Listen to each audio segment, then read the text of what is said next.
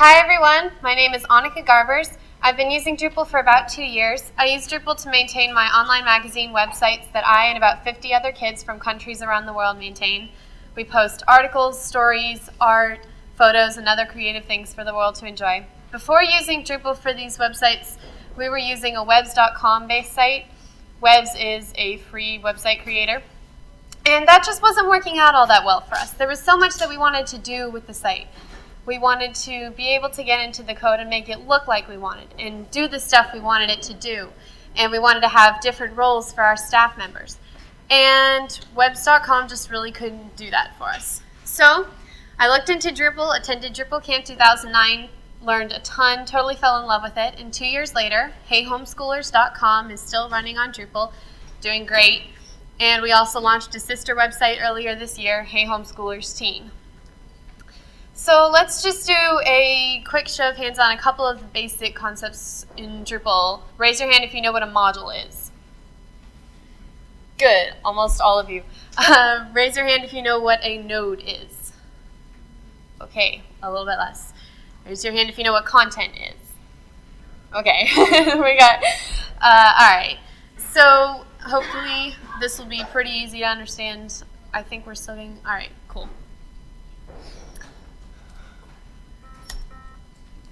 All right, so Drupal to me, it's a lot like a kitchen.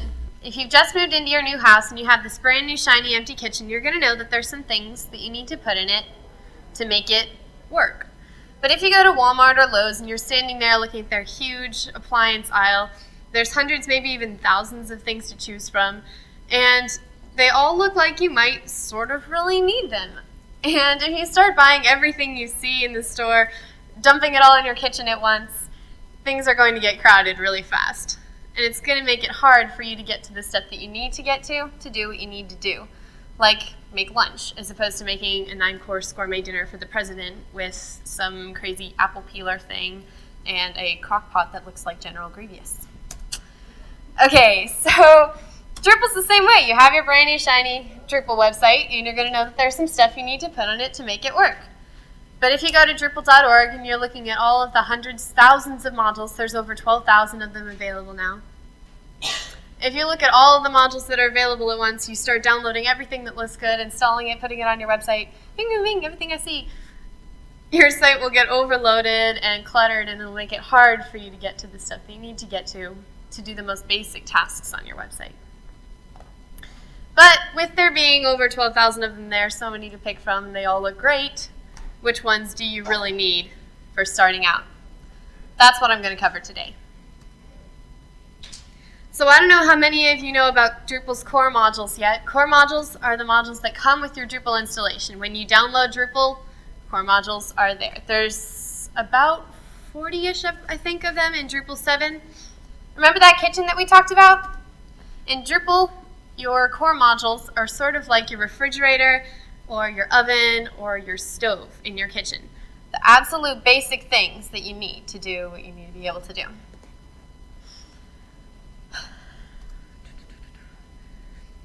Drupal 7 has a really great, really small, concise core that has just really the basic modules.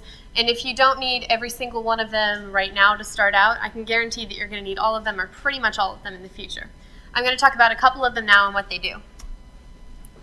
First I want to go over is the menu module. If you ever expect for there to be a way for you to get around your website, you need the menu module. Menu enables stuff like your navigation menus, and then later on in the production website, it'll turn on things like your primary links. Anything with navigation and getting around, that's all menu. So like I said, if you want to get around your site, you need menu. Next is the search module. You might not think that you need this for every single site, and it won't break your website if it's something that you don't have turned on. But the truth is, when you go to a website, you expect for there to be some way for you to be able to search for content. Even if you decide not to have this as something that's available for your users in the future, it's good to have it turned on behind the scenes just for you. So you want to verify that something was posted, make sure something isn't double posted. Search is a good idea. Next, the help module. This is an awesome, really great module for starting out. This is enabled by default, so anywhere on your site that you see, loading, okay. Anywhere on your site that you see this help button, you can just go click on this, and here's everything, just a basic overview of whatever it is that you need help with. So that's great just for starting out especially, and also as a refresher for later on if you can't remember in the back of your head what something does. Help is good. Dashboard. The dashboard module is a really basic one-click look at pretty much everything that you want to see that's going on your website. Say you have 5 minutes. You're on the run, you're checking what's going on with your site. Dashboard is also a new module that's available in Drupal 7. This is not a Drupal 6 feature. But if you go ahead and click on Dashboard, obviously there's not much going on this site right now because I'm the only user and it's a local site. But you can check from Dashboard here anything new that's been posted, anyone new on your site. You can customize it. It's just a really super easy drag and drop thing to show recent comments, who's online, and the more you customize your website, the more options there will be for what you can show on your dashboard. So you just click, you configure that, and there's all this new stuff that's going on, or there would be if this was an actual website. All right. Next, the overlay module. That was what I just showed you. That's what you see in Drupal 7.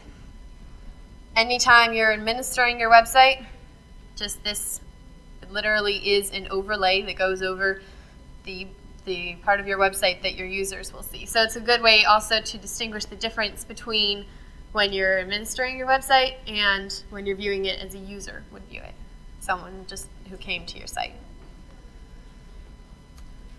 Next, a couple more.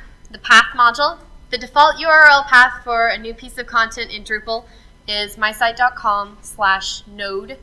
That's a Drupal term, / a number. The first piece of content you ever create is going to be node/1. The second is node/2, and on forever in numerical order. If you ever want to be able to change those, you need the path module. Next, the trigger module. As Winnie the Pooh reminds us, the wonderful thing about triggers is triggers are wonderful things. I don't know if any of you got that or not, but we'll see. So triggers. Say that you have multiple people posting content on your site, and you want to get an email every time a piece of content is posted. Trigger can do that for you.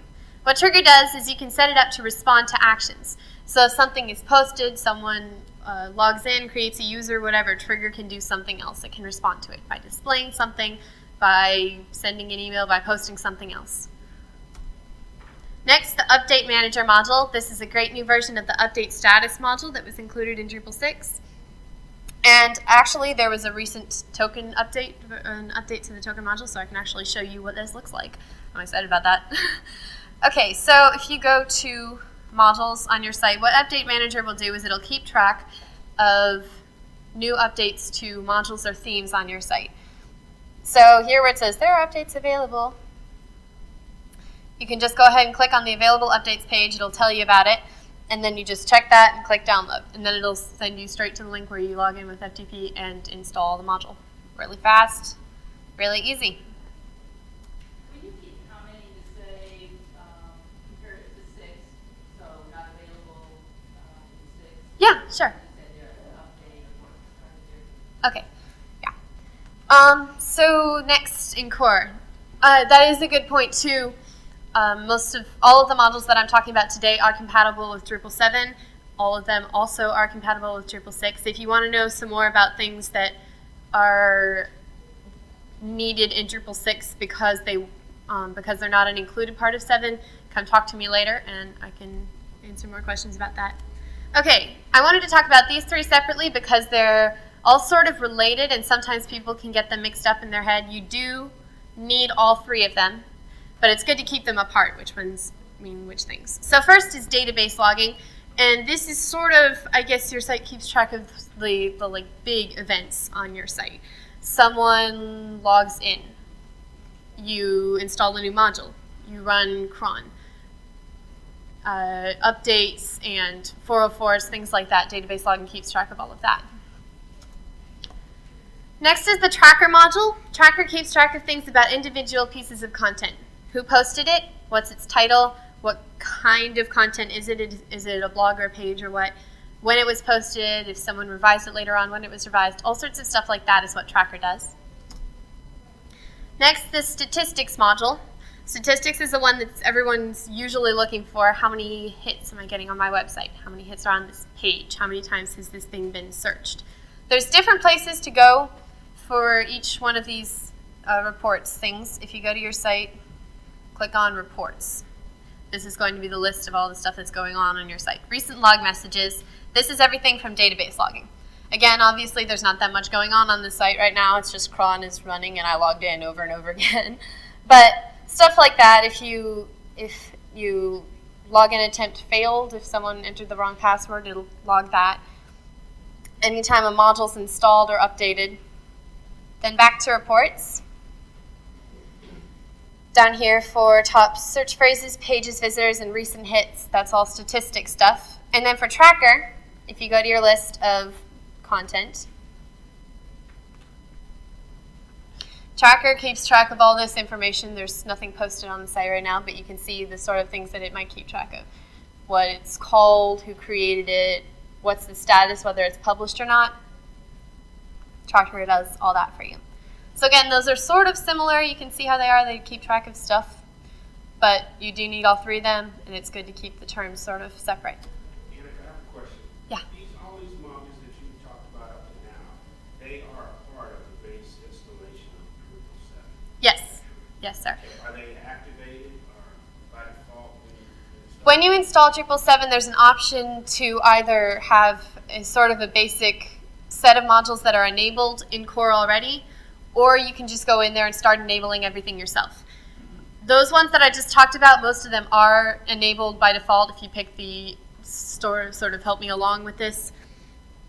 But also, definitely go ahead and check out the rest of the modules in core. There's about 29 others. This includes modules that are required, so you cannot flip them on or off. But like I said before, if you don't need everything that's in core right now, you'll probably need it at some time or some point in the future. So next, contributed modules. Remember before how I said there were like 12,000 of them? You're thinking, whoa, there's not 12,000, that's only 30 something. These are the ones I was talking about. The contributed modules in Drupal. Anyone can create one of these. Anyone can download them, mess with the code, re-upload them, whatever. That's what makes Drupal so amazing. But again, 12,000 of them. It's kind of confusing. Which ones do you really need? The first one I'm going to talk about is the Advanced Help module. Remember that kitchen that we talked about? Advanced Help in your kitchen is sort of like a cookbook. If you decide that you want to make a souffle for dinner, say you have a big old box of recipe cards, you could go searching through that huge box, find the recipe card you need, and pull it out, possibly making a mess in the process. Or you flip open your cookbook, go to the glossary, there's souffle, bing, that fast. That's what Advanced Help does for you. It gathers information, sort of like recipes, and it presents that information to you in a way that's easier for you to get to it. When you download a module that comes with Drupal, among all the PHP and CSS files, everything that makes it do what it does, there are going to be README files, or install files, or configure files, or how to do this. Just a general explanation of what the module does. And the tricky thing about that is because you download those files with the module, it makes it sort of difficult to get to. What Advanced Help does for you is it goes and gets those files, and it gives them to you in a faster way for you to get to them. So if you go ahead and click on your Advanced Help link, you can see that fast in your administration menu. Here are all the modules that I have currently installed on this site. Say I want to find out something about the CAPTCHA module. You can go ahead and click on CAPTCHA. Here's all the files that came with the installation. There's my README file, and here's all the information about the CAPTCHA module. It is good to keep in mind that this is not all the documentation that's out on the entire internet about this module. This is just what came with the installation. But super duper helpful, especially for starting out. Like I said, it's a lot less hassle for you to find that README file. If you have people helping you set up your site that don't necessarily have access to your file system, but they still might need to know how something works, Advanced Help can help them out. Like I said, great for starting out on your site, but it's also good to go and check Advanced Help every time you install a new module. I spent a good 6 or 7 hours of my life with frustration. Why isn't this module working? And it's just because there was some permissions thing or configuration thing that I forgot to go check and enable. And if I just check the README and advanced help, step 3, there it is. Oh. So advanced help, good for starting out, good for down the road. The next module I want to talk about is the views module. In your kitchen, views is sort of like a food processor. What it does is it takes all your content or your ingredients, mixes it all up, and presents it to you in the way that you want to see it. Also, similar to a food processor, it's kind of complicated. You don't necessarily want to go sticking your fingers in it if you don't know what you're doing. So, views is, like I said, complicated, but it's huge, it's great, it's a very powerful module, one of the most downloaded modules on Drupal today. But I promise you, if you check it out, if you go into it, you can make it work for you on the level you want for your site without too much hassle. What I recommend doing if you want to find out more about views, go to the project page, drupal.org/project/views on Drupal.org. And there's a great example list of the things that views can do for you there. Some of them are things like if you want a block in your sidebar that shows recent posts of one type of content, only blog posts. Or you like that tracker module. Remember I showed you the list of what tracker can do for you, but you want to see the results displayed differently, so maybe alphabetically instead of by date. Anytime there's a list on your website, lists of stuff, content, reports, and you want to see it displayed differently, views can usually help you out with that. Also, I recommend checking out Jason Smith's session after lunch right here, Introduction to Views and Panels, or How Views and Panels Will Change Your Life. If you want to find out more about it, I recommend you do attend that session. The food processor, it's important. It'll help you out a lot. Don't forget about it. Okay, next, the CAPTCHA module. Can I get a show of hands, please, if you've ever seen one of these?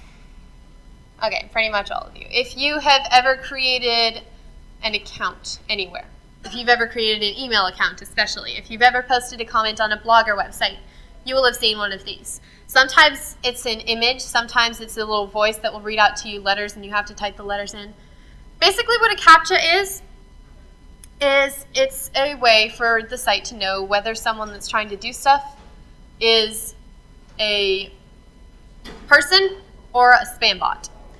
And you might think, okay, well, I'm only going to have me and 5 or 10 other people helping me administer the site.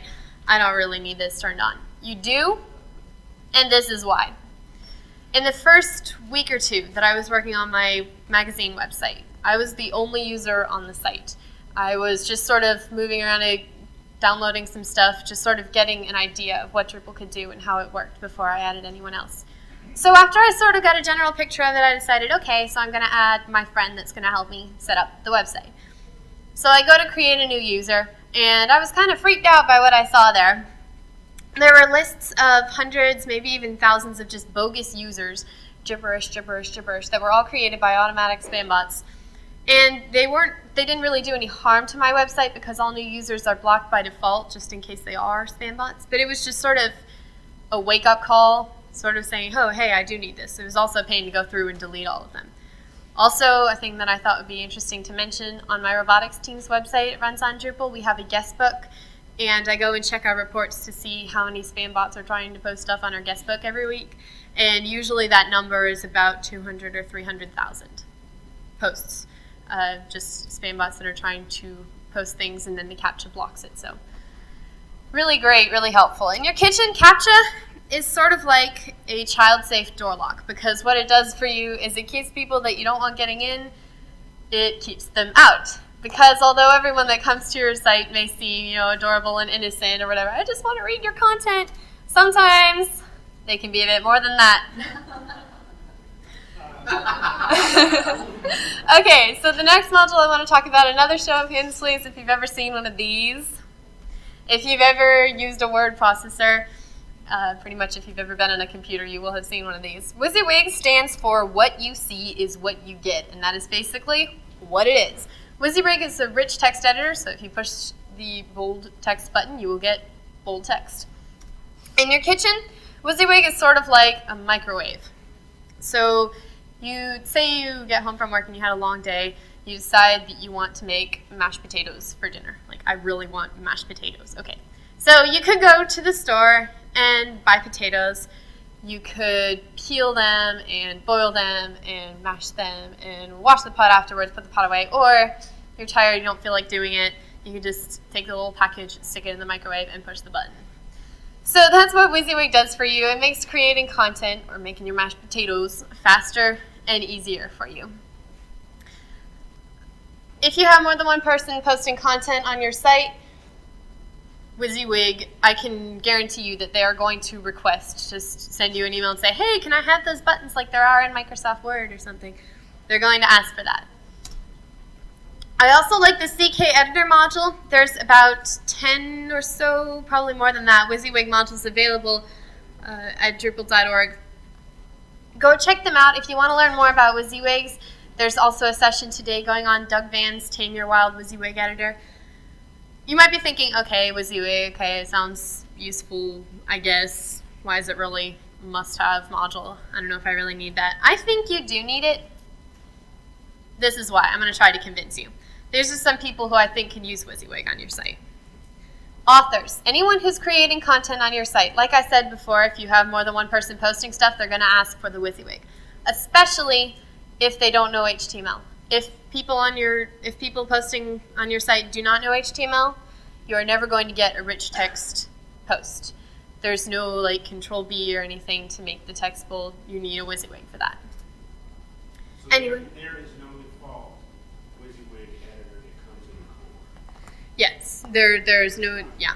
But Wysiwyg, it's pretty fast and easy to install and everything like that, so. What was FCK editor and the CK editor? Yeah, FCK editor, CK editor, there's one called TinyMCE, there's one called Wysiwyg with a bunch of Z's and things in it. So, like I said, all sorts of them. If you want to find more about them, check out Doug Van's session. There's a bunch of documentation, too, on the internet about which ones are better than others for whatever sites. Personally, I like the CK editor module. It just works for me. What I have to do, it might not work for you. So also, anyone that's commenting on your website can use the Wysiwyg module. Maybe even just a simple bold, italic, underline, bullet list, emoticons, whatever, can help them out. And also, this is a good idea because sometimes people that comment tend to want to emphasize points. Just a good thing to keep in mind.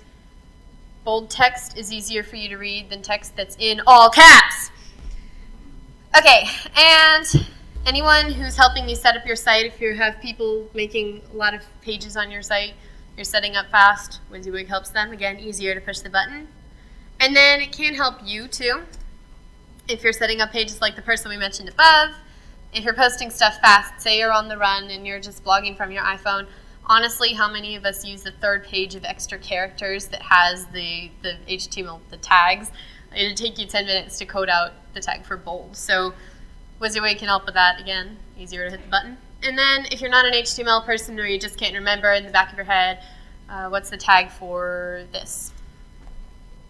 So next, administration menu. Most people do refer to this module as admin menu, but administration menu is the technical term. This is my favorite module ever. In your kitchen, it's sort of like an Alton Brown. And I realize every kitchen might not have an Alton Brown, but you got a Food Network and work with me on this one. Administration menu, I love it because it makes administering your site even easier for you. I was so happy when I saw the Drupal 7 admin interface. If you're looking at Drupal 6 or Drupal 7, what should I do for my new website? Honestly, I would say go with Drupal 7. Like the session before me, most of the modules in Drupal 6 are moving to Drupal 7 fast. Again, all the modules that I'm mentioning today are compatible with Drupal 7. So even if just for the admin interface, go with Drupal 7. This is the default admin menu for Drupal 7, all these great options. And then if you install the admin menu module, notice if you scroll down, it does hide it. If you scroll up, you're going to get this awesome menu here. This has every configuration available on your site in a simple drop-down menu. So with one click, you can get to something that may take 9, 10, 11 clicks to get to somewhere else, especially if you don't necessarily know where something is. This helps with browsing too. So if you're just thinking, okay, I don't know where this is. Oh, that's where it is. A lot faster, easier on you. Also, it's self-updating, so every time you install a new module, the configuration and all sorts of links to get to stuff about that module is going to be an admin menu. That fast. And it's very familiar. So if you have people helping you administer your website, again, they're going to know how to use a drop-down menu. So good idea for if you have people helping you out. I recommend installing this module as one of the first ones you ever put on your site. It'll make it easier for you when you're installing more because you learn how to get around Drupal, sort of what it's like, what the basic terms are just by using it. And before you know it, just after using admin menu for a week, you'll be an awesome admin because you'll know all this stuff that you might not know otherwise. Okay, next, the path auto and redirect modules. Before I go any further, questions about Drupal 6. Redirect was called path redirect in past versions, but the new version is just redirect. So if I refer to it as path redirect, I mean redirect. It's just that I'm so used to saying the old name. So in your kitchen, these are sort of like, oh gosh, sort of like, okay, you know what? There's not a perfect kitchen metaphor for every single Drupal module existing, I wish. But Path Auto and Path Redirect, remember I talked about the Path module, how it helps you rename your pieces of content. What Path Auto does for you is it's sort of the next step. Well, let me tell you one. Yeah. Putting the dish in the sink, redirect to the dish. That might work. That might work. Yeah, putting the dish in the sink and putting the dishwasher instead. I guess redirect sort of works for that. That's really good. I didn't even think of that. But what Path Auto does for you in the redirect module, they make your URL paths easier and more efficient. Remember I said before that the default Drupal URL looks like this, mysite.com/node/ a number. Path renames those for you. Path Auto sets better defaults. So it'll be something like mysite.com/content/ the name of your page, or maybe just the name of your page, or a number / the name of your page. Whatever you want it to be, you can set it up for just better defaults. It makes it faster for you, easier on you.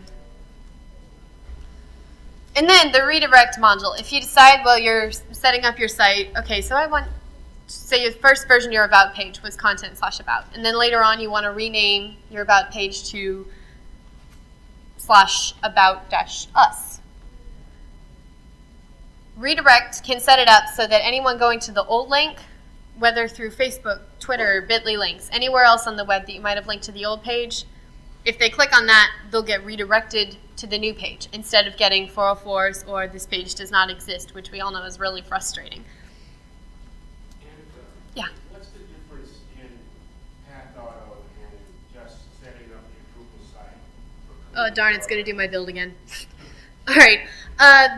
The difference between setting a Path Auto and Path Auto makes it faster on you. If you're, again, blogging from your phone or whatever, it's so much easier to just know that the URL is going to be called whatever it's reasonably going to be called. If you decide, we go through my build again, nothing new.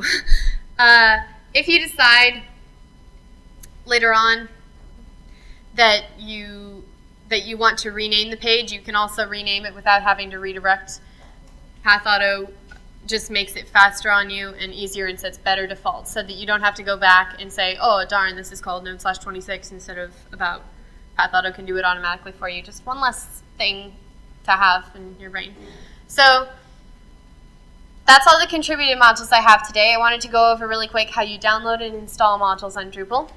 Drupal 7 makes this super easy for me to explain and super easy for you to do, which is awesome. You're going to browse for modules at Drupal.org. Oh boy, it's the Wi-Fi thing. All right, I'm not going to do that now. Anyway, you find them at Drupal.org. You find the version that you need for your module. You can either download the tar or zip file or just copy the link to that file. And this is the super important part to remember. See if you can remember this. Modules, install, new module. That's pretty much it. And then you can hit the URL that we copied before, or you can pick a file if you decided to go ahead and download it. And then you just hit the install button. It's that easy. Next, dependencies. I wanted to go over what dependencies are really quick. I do have a kitchen metaphor for this. Dependencies are sort of like you can't really get very far cooking a pot of spaghetti unless you have a stove. If you've ever tried cooking a pot of spaghetti without a stove, I'm guessing you didn't get very far. If you're going to go home and try cooking a pot of spaghetti without a stove right now because I told you couldn't, good luck with that. Dependencies, Drupal works the same way sometimes. Sometimes a module will depend on another module to be able to work. So remember that path and path auto module we talked about before, how path auto is sort of the next step after path? It would make sense that you couldn't use path auto unless you had path underneath it, sort of like a foundation. Some that we talked about today, views module, I believe it depends on the CTools or Chaos Tools suite module to be able to work. And then the path auto needs the token module. The great thing about Drupal is that if something requires something, takes like 3 seconds to go download the module and install it.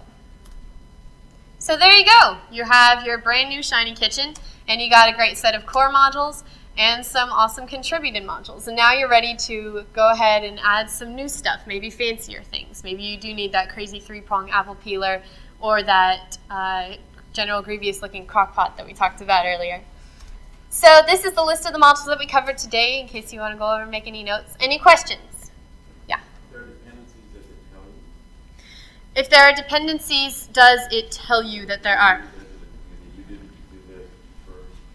Yeah, okay. When you check out a module on Drupal, it will say right above the download link, this module requires something else. This module requires this. Or this module depends on this. So yeah, I will tell you if you forget, don't look at that, no sweat. When you go to install your module, it'll say if you try to enable it without the required one being underneath it, it'll say, hey, you need to go install this. And then the awesome part is it'll say, do you want to install this? And then you can just go, yeah, thank you. Any other questions? Yeah. The difference between path auto and redirect. The difference between path auto and redirect. Path auto sets different defaults other than node/1, so automatic paths. And then redirect can set up old pages to go to new pages. So they're basically what they sound like. Redirects pages. Path auto creates automatic paths. So, for example, you change the node for a particular page and change the node number to Yes, if you change it, yeah. If you change a page later on, the name of the node or the name of the page, redirect can send you to the new page. Any other questions? There are 12,000 of these things. Do you have a favorite site that kind of makes recommendations or talks about, like, getting somebody else's opinion on these 12,000 modules? Okay. Where am I going to go? So there are 12,000 of them. Where do you go? I'm not sure if you were here for the session beforehand with all those awesome links to Drupal documentation on the web, but if you go ahead and Google for modules, like must-have modules, things like that, or if you check out some of the support forums, there will be recommendations and stuff. Also, if you're looking for a specific module, just go ahead and search on Drupal.org, and it'll be there. So It would help to search it, to sort it by either relevancy or the number of downloads. right, you can. That's a good point. You can also, when you're searching for modules, good idea to, if you have a Drupal 7 site, you're not going to want to search for something and have it come up with a whole bunch of Drupal 5 things that you'd have to sort through. So do search for the relevancy of your search term. How many times it's been downloaded is a good idea. If you go to Drupal.org, the default thing is how many times things have been downloaded. So of course, views module is right at the top. And there you can just get some good ideas for what everybody really uses. Any other questions? No, I think that's it then. We're good. Okay, so these are my websites.